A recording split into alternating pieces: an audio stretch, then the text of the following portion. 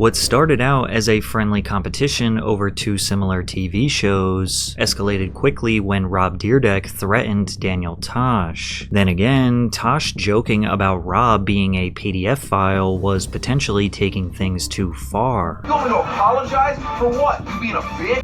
The Ridiculousness vs. Tosh.0 beef was surprising because both of these guys are generally well liked, but their polar opposite motivations for creating a comedy clip show was the perfect recipe for disaster. Rob once said, "I try to seize every opportunity I can. I've already filled my bucket list many times over. Business is my passion." Rob's life has been seemingly a never-ending stairway to success, becoming a professional skateboarder as a teenager, starting his own skateboard accessory company, designing a shoe that generated him $300,000 per year in royalties, founding a hip-hop record label, doing magazine covers, wearing iced-out Rolexes, teaming up with his security guard to produce and act in Robin Big, an MTV reality show that stole the hearts of millions of fans around the world, only to follow that up with another banger of a show called Fantasy Factory, which was literally a show about him pursuing new business ventures while messing around with his friends. He even became a stuntman, jumping a speeding car backwards, barrel rolling a Chevy Sonic, and getting mauled by a tiger. Rob documented his exhilarating life, elevating his public persona while leveraging his celebrity status to secure a multi-million-dollar fortune. Daniel Tosh, on the other hand, once said, "Stand-up is the only thing I have ever been good at, and even that depends on who you ask." While Rob was steamrolling through life, accomplishing everything his heart desired, Daniel Tosh was merely focused on one thing: building a comedic legacy. I waste so much time in my life. I could have accomplished so much more, but I have no dreams, like real dreams. I sit at home thinking about, how come nobody with a Lamborghini ever pulls up next to me and is like, "Hey man, you want this car?" I'm like, yeah, I do. Yes! I got a Lamborghini today. Tosh got his start hosting a show called Tens for a local television station called Whammy in Miami, Florida, where Daniel would interview and mock the best-looking guys and girls on South Beach. He moved to Los Angeles in the late 90s and performed short stand-up sets in comedy clubs to slowly build his reputation. In 2001, he got a spot on The Late Show with David Letterman, which helped him become a recognizable face in the comedy scene. You think it's trendy for young kids in Japan to get tattoos of words written in English? With that momentum, he was able to book comedy shows around the country, with a majority of those being held at universities. From there, he launched his first special in 2003 on Comedy Central. That's a game I used to play as a child. The floor is lava. It's when you'd climb on all the furniture in your house and you couldn't touch the floor. Yeah, you might have called it something completely different, but it meant the same thing. You were poor. Yeah, because I remember going, "Mom, I would like a Nintendo." And she's like, "The floor is lava." I'm like, what the hell is wrong with our house? Why can't we afford carpet? It's called two jobs. Tosh simply focused on mastering his craft for years, working on material to gear up for the release of his second Comedy Central special, Completely Serious. I was watching the country music channel the other day and I fell asleep and I woke up racist.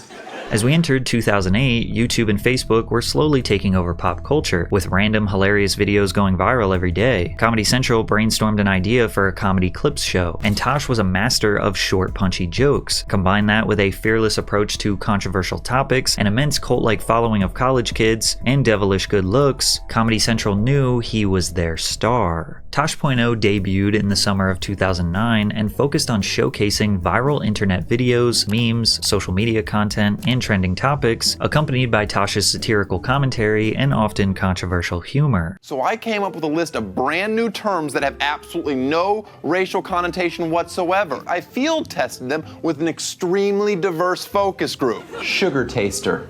That's a little offensive. What do you think sugar taster means? I don't know. I don't know why you think that he tastes sugar. Why do you keep pointing to the black person? That's what I want. They? The concept of this show is not really original. Before Tosh, you had The Soup, hosted by Joel McHale, Web Junk, hosted by Patrice O'Neal, and even YouTuber Ray William Johnson laid the foundation for Equals 3 slightly before Tosh. Now, most clip shows rely on the clips themselves to produce the humor, almost removing the need for a host in the first place. And while Tosh did find good content that is funny, shocking, or absurd on its own, more often than not, it was his jokes and commentary that actually made the clips funnier. funnier. Seems you guys finally pushed the foremost authority on style past his breaking point. This video is for all you stupid f***ing trolls and haters online, saying mean and hurtful things about fedoras. You're not the only cool guy whose hat game has been mocked. You wish you could pull off a cloche. You imbeciles know nothing of this hat. But what made Tosh.0 stand out from all the rest was the iconic web redemption segment he would do at the end of every episode. Tosh would invite one of the individuals who became viral for embarrassing or cringeworthy moments on the show for a chance to redeem themselves. He would interview them with his signature sarcastic humor and allow them to share more details behind the viral clip, then finalizing the bit with a reenactment of their viral moment with an absurd or comedic twist. He brought on classic internet stars like Welvin D's Nuts DeGreat. You know Malone, right? Carl? No, Malone. No, what's Malone? Malone. Oh, you long. I got it. He also brought on pretty much every iconic local news viral sensation: Sweet Brown, the I Like Turtles kid, and Antoine Dodson. What do you want people to know about you?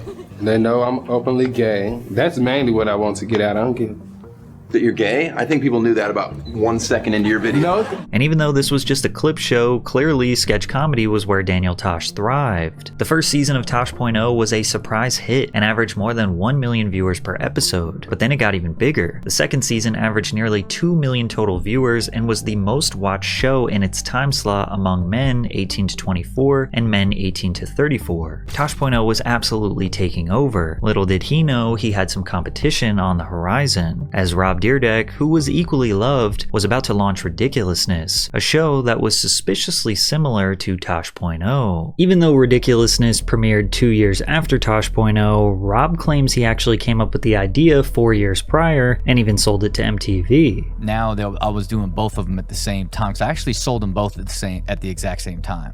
They bought 2 shows from you at one time. Yeah, because originally I read the article like in 2007 of Vinny DiBona's $500 million global syndication of America's Funniest Home Videos, and was like, man, like I need to make that. I should just make the cool version of America's Funniest Home Videos. While Tosh.0 was optimized to make people laugh, Ridiculousness was optimized to make money. In 2008 and 2009, Rob spent most of his days filming episodes for Fantasy Factory, and they just took a lot of time. Planning extravagant stunts like jumping a speeding car backwards would take months of planning and preparation. Now, MTV was paying him $125,000 per episode, so a little more effort was worth it, but they only offered to pay him $30,000 per episode for Ridiculousness. So from a business perspective, he wanted to spend as little time working on that show to maximize his revenue. Just such a nightmare, and I'd be there all day, to where now I shoot 8 of them in under 5 hours, right? So it's a much more highly optimized, efficient machine.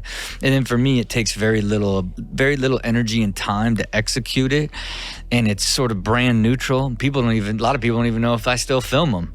You know what I mean? They don't even realize I shoot 336 brand new ones every single year, you know. However, many critics believe that this business model negatively impacts the quality of the show. Ridiculousness is about as basic of a clip show as it gets. Rob hosts alongside Sterling Stilo Brim and Chanel West Coast. They play viral internet videos, often featuring people's outrageous, embarrassing, or downright bizarre antics grouped together in themed segments. You can get too much air, right? And as someone that spent his whole life flying through the air, there's occasionally you push it too far and you get broken. Yeah. Just like everybody in this category, TMA, too much air. Got it.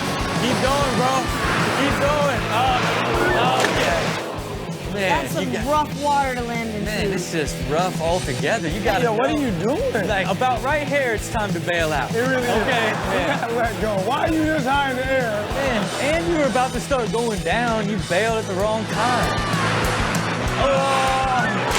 There is no scripting and very little rehearsal. Rob essentially goes on set, does a sort of freestyle reaction to whatever he is watching, which usually results in him just laughing or highlighting exactly what the viewer just saw. What's up, though? Oh, she don't want no siblings. Man, not only that, but he can't even get up to punish her. She said, ah. Occasionally, Rob will invite a celebrity guest on who also tends to give a basic, raw reaction to the content. Howie Mandel recalled his experience being on the show. So I went in, I walked right onto the set. They said roll. I was out of there. It's a half-hour show, is it? I think I was out of there in 40 minutes. Season 1, Episode 1 of Ridiculousness aired on August 29th, 2011 and started off hot, averaging about 2 million viewers per episode. That made it extremely competitive with Tosh.0's viewership, so he decided to say something. Tosh tweeted, "Congrats, Rob Dyrdek. New show looks very funny and familiar." Dyrdek fired back, "Thank you so much, Daniel Tosh. Maybe later this week, you, Bob Saget, and Tom Bergeron can come down to my factory and play." This sarcastic back and forth between the two seemed harmless, but secretly, Tosh was plotting his revenge on Rob. Shortly after their online exchange, Tosh.0 dedicated an entire web redemption segment to trolling Rob. Tosh interviews his guest, who was a skateboarder that was struck by a vehicle in his viral video, only to find out that they are conducting the interview in Tony Hawk's pool. You got to get back up on that rail. Hey, you kids, how many damn times I gotta tell you to quit draining my pool? Now fill it back up or I'm calling the police. You always been this cranky old man Hawk? You kids are wasting your lives. No one's ever made a living riding a skateboard. Now get! Suck it! Tosh bringing Tony Hawk into a sketch dissing Rob Dyrdek is Drake-level pettiness. Anyways, Tosh brings his guest to a skate park inside of a warehouse called Daniel's Childish Dreams Factory for Young Boys Only, which is quite literally the exact same building as Rob Dyrdek's Fantasy Factory, but with the sign covered. Tosh is dressed exactly like Rob, wearing a zip-up hoodie, a flat brim hat cocked sideways, while holding 2 puppies. Welcome to my Childish Dream Factory for Young Boys Only. It's a lot like the Fantasy Factory. No, it doesn't. This is my own original idea that I had years ago before he did. I was just too busy with other projects to see it through. This place is awesome.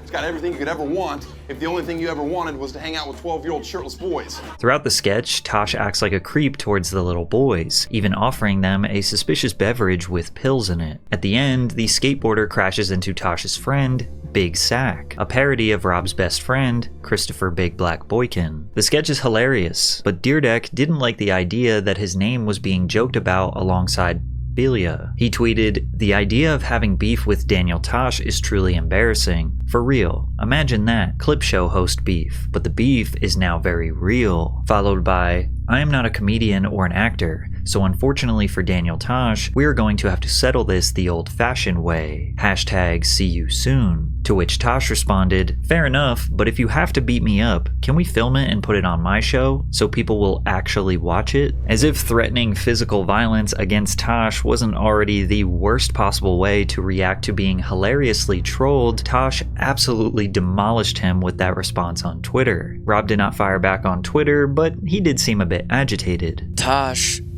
feels like I just watched his show and then decided to do a video show because his show was successful, which is so absurd to me. If I did in fact look at that and be like, oh, I could do a version of that, which is just so ridiculousness.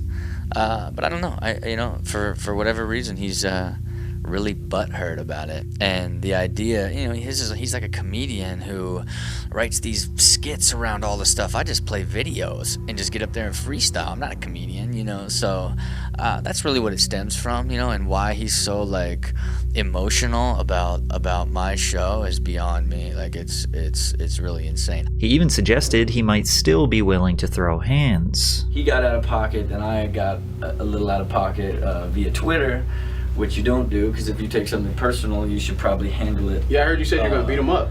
I didn't say that. You kind of did, dude. I didn't say that. What we like to say is we're putting that behind us. We're putting it behind us. So if you guys run into each other, it'll be all good. Yeah, who knows? You never know. It seemed like most people were siding with Tosh, with one fan explaining, "Tosh takes shots at everyone, just like South Park does. It's comedy and poking fun at each other. It's part of it. This is not a controversy or beef. It's a comedy skit. Rob's the one who is butthurt." Tosh has never said anything about his feud with Dyrdek after this controversy. However, we do know that he's not one to apologize. You want me to apologize? For what? You being a bitch? We recently got insight that he and his team felt some level of disdain towards Dyrdek and Ridiculousness, when YouTuber Roman Atwood recalled a story of the Tosh.0 team trying to purchase one of his viral clips. Tosh.0 was calling, and all these shows were calling that I was like, oh my God, I've never seen anything like this. You guys were in season 1. I believe. Even sooner than Did we call for the video? Yeah, but what happened was Tosh.0. Tosh battle. Tosh wanted it,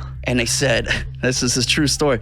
He said, yeah, Ridiculous is never going to make it past season 1. Tosh.0's team could not have been more wrong. Even through the rise of social media and decline of traditional cable TV, Ridiculousness remained a dominant show. Even though the viewership declined during episode premieres, they would air the show anytime, any day, and people would not change the channel. It's easily digestible content. There is no storyline you have to follow, so it doesn't matter what season or episode you're watching. Even if it's 2 a.m. and you don't have any brain capacity to focus, you could still watch it. Hell, you could probably watch this show with the volume muted and it still might be engaging. Around 2018, Ridiculousness occupied about 60% of the network's time slots, sometimes airing for multiple days straight with no breaks. To celebrate MTV's 40th anniversary, which does stand for music television by the way, they aired Ridiculousness for 24 hours straight. Ridiculousness has produced 42 seasons, having over 1,000 episodes, and likely has hundreds, maybe thousands of more episodes to come. The production company Rob Dyrdek built that produced Ridiculousness, called Super Jacket, he sold to Thrill One Sports and Entertainment for $190 million. You know what I mean? Like I just go and like freestyle the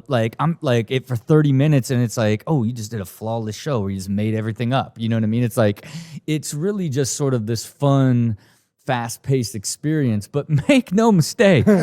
Make no mistake.